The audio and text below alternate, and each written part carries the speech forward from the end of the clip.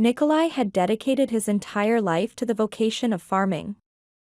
His days were a continuous cycle of toil, rising before the sun peeked over the horizon. Each morning, he would make his way out to the barn, where the familiar sounds of livestock greeted him. The cows lowed softly, eager for their morning milking, and the chickens clucked restlessly in their coops. With practiced hands, he would start the milking process. The rhythmic squirt of milk into the pail a comforting sound. After that, he'd feed the chickens, scattering grains across the dirt yard, watching as they scrambled to peck at the food. Throughout the day, he would tend to his fields. The soil, rich and dark, was a canvas on which he worked his magic. He'd plant seeds with care, row after row, envisioning the bountiful harvest that would come in a few months. Hoeing the weeds that threatened to overtake his precious crops was back-breaking work.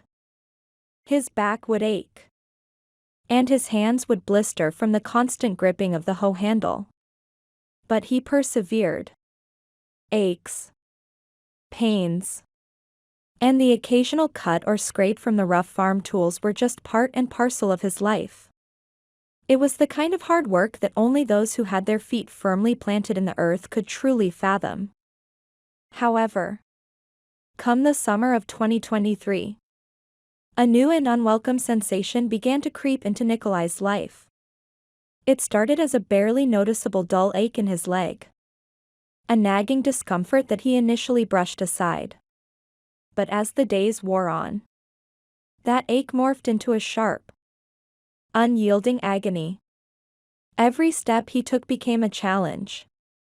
What once was a brisk stride across the farmyard now turned into a slow, painful limp. Even simple tasks like walking to the barn or out to the fields became arduous. At first, being a proud man who had always relied on his own resilience, Nikolai tried to ignore the pain. He was accustomed to pushing through discomfort, believing that a bit of suffering was just part of the farming life. He reached into his family's long-standing traditions and applied homemade remedies.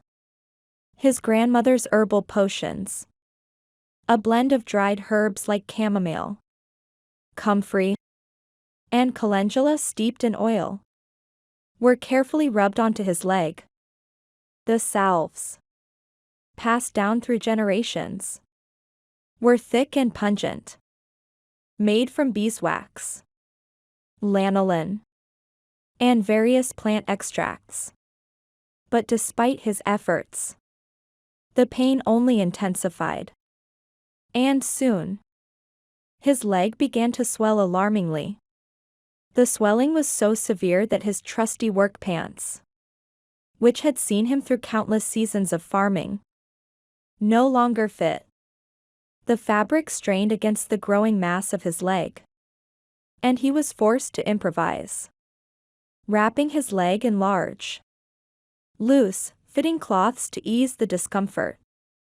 Nikolai's family, especially his wife Maria, grew increasingly worried. Maria would watch him limp around the house and farmyard with a heavy heart. She pleaded with him day after day to see a doctor. Nikolai, this isn't right. That pain and swelling aren't going away on their own. Please, let's go to the doctor, she would say, her eyes filled with concern. But Nikolai resisted. The cost of medical treatment loomed large in his mind. As a farmer, money was often tight, and he dreaded the thought of a large medical bill. Moreover, he feared what the doctor might tell him. Farming was not just a job for him.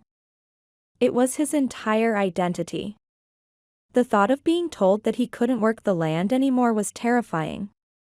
He felt that without the farm, he would be adrift, a lost soul with no purpose. But as the pain became truly unbearable and the swelling continued to grow, stretching the skin of his leg taut, Nikolai finally gave in. With Maria by his side, they made the journey to the nearest hospital. A small, no-frills clinic in the rural town where they had lived their entire lives.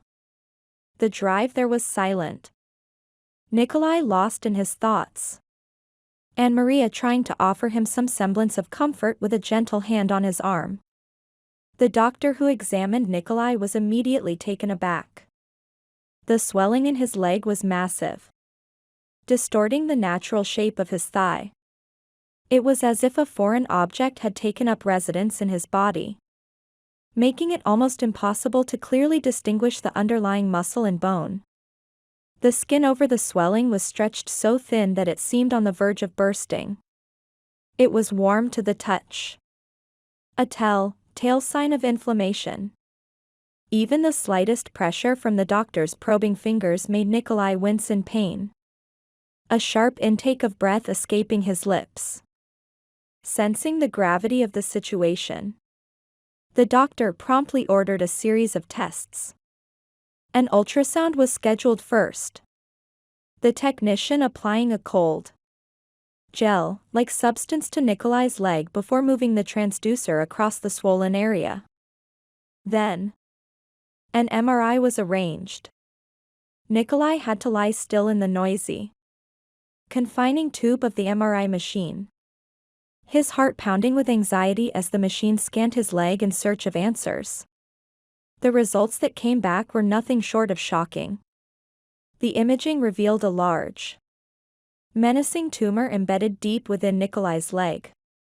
The mass was an anomaly, unlike anything the doctors at the small clinic had ever encountered. It was enormous, roughly the size of a grapefruit, and had an otherworldly appearance. Its surface was irregular, covered in strange, eye-like formations that seemed to stare back at them from the scans, sending a shiver down everyone's spine. The tumor had grown to such a size that it was pressing against Nikolai's nerves and blood vessels, causing the intense pain and swelling that had plagued him for so long. The doctors sat Nikolai and Maria down in a small, private room to explain the situation. Their expressions were grave. Mr. and Mrs. Last name. This tumor needs to be removed as soon as possible. If left untreated, it will continue to grow, causing further damage to your leg.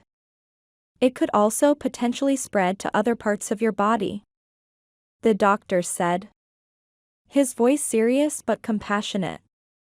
The surgery, they warned, would be complex and risky, given the size and location of the tumor. There was a real possibility of complications. But it was Nikolai's only hope for relief.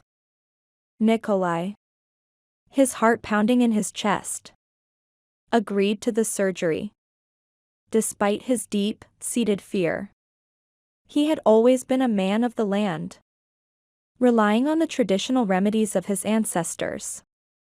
Modern medicine was a foreign concept to him. But he knew that in this instance, he had no other option.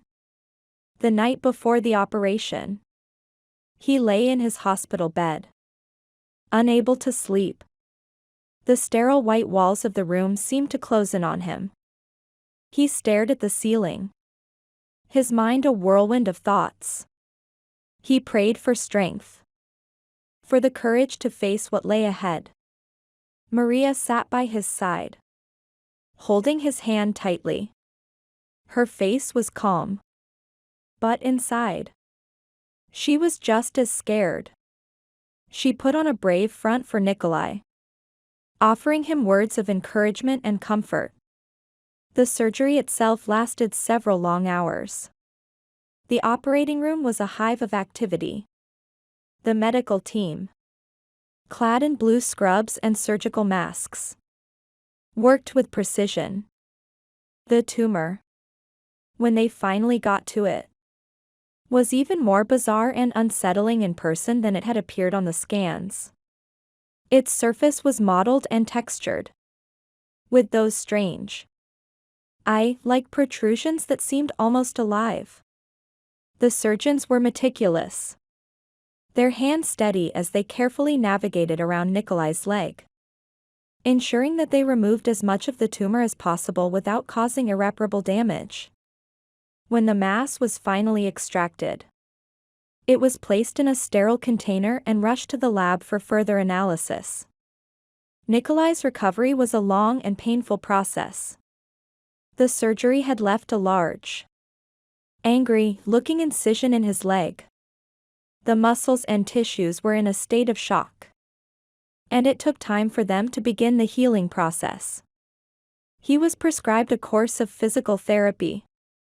The first few sessions were excruciating.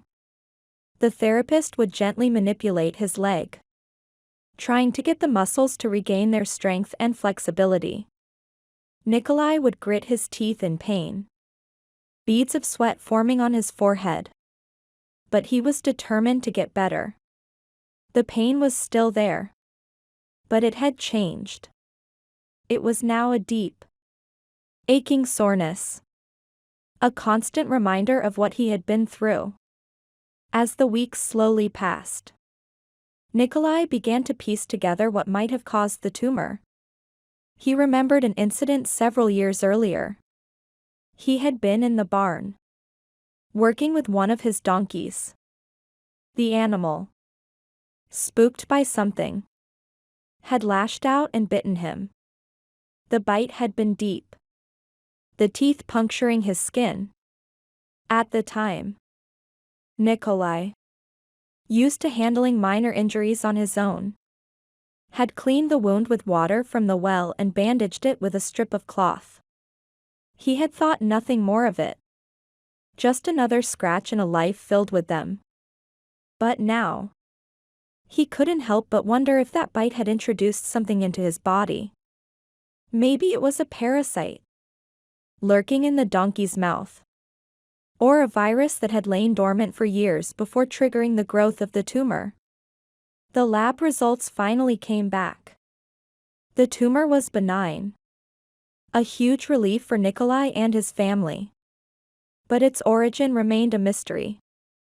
The pathologists, poring over the samples, were stumped. The eye-like formations were unlike anything they had ever seen in their years of study.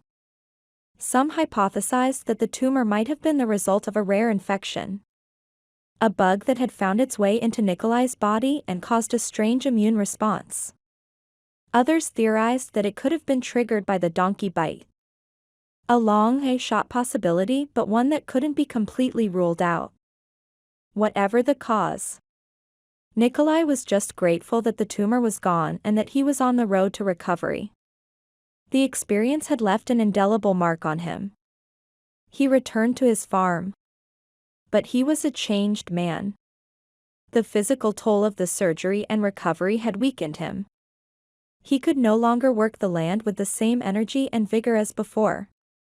But in a way, he had gained a new perspective. He had a new appreciation for life and the fragility of the human body. He became more cautious, always on the lookout for any signs of illness or injury. He was more mindful of his health and, most importantly, more willing to seek medical help when something felt wrong. The farm, once his entire world, now held a different meaning. It was a place of solace, a reminder of the life he had led and the battles he had overcome.